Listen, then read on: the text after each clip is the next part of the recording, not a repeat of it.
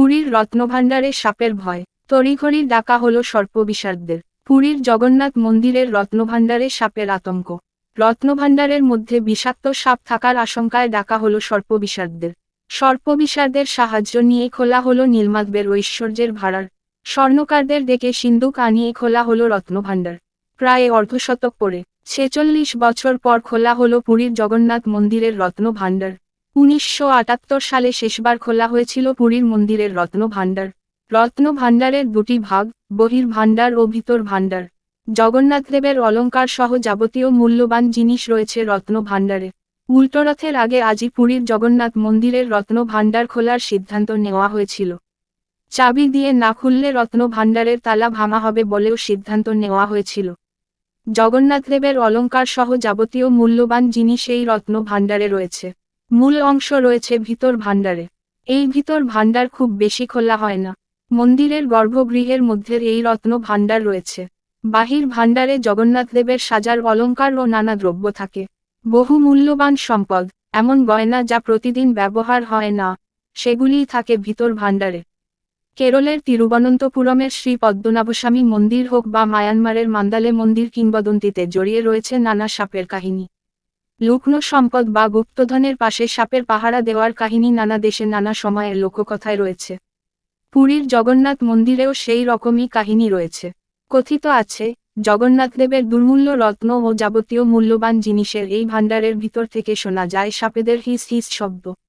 জগন্নাথদেবের রত্ন ভাণ্ডার কি পাহারা দেয় নাগ নাগিনের দল? রত্ন ভাণ্ডার খোলা হলে কি করবে তারা? সব কথা মাথায় রেখে স্ট্যান্ডার্ড অপারেটিং প্রসিডিওর বা এসওপি তৈরি করেছিল ওড়িশা সরকার। রবিবাসরীয় সকাল থেকেই নিরাপত্তা জোরদার করা হয় পুরীর মন্দিরের।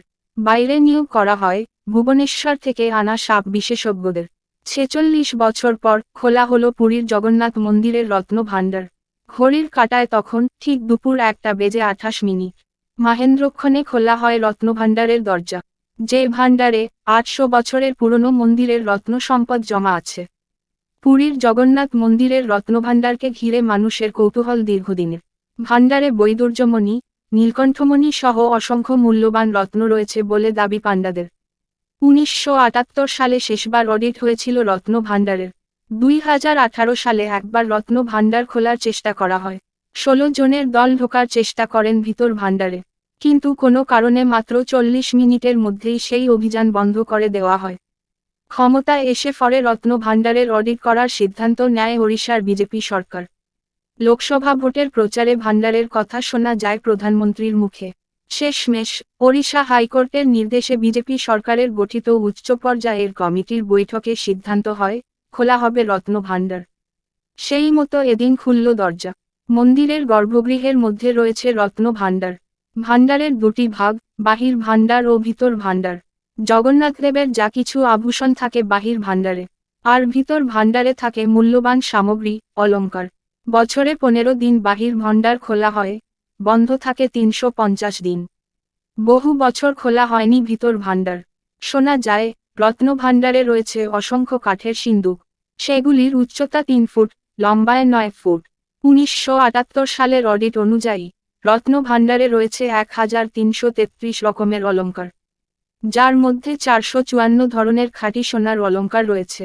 কিছু কিছু অলঙ্কারের ওজন ১ কেজির বেশি। মোট সোনার অলঙ্কারের ওজন ১২,৮৮৩ ভরি। আছে ২৯৩ রকমের রূপোর গয়না, যেগুলির ওজন ২২,১৫৩ ভরি। রবিবার রত্নভাণ্ডারের ভিতর থেকে কোনো সম্পদ বাইরে আনার কাজ হয়নি। এদিন শুধু রত্নভাণ্ডারের ভিতরের অংশটি ঘুরে দেখে ১১ সদস্যের বিশেষ দল। ফলে দরজা খুললেও রত্নভাণ্ডারের রহস্য এখনও কাটেনি।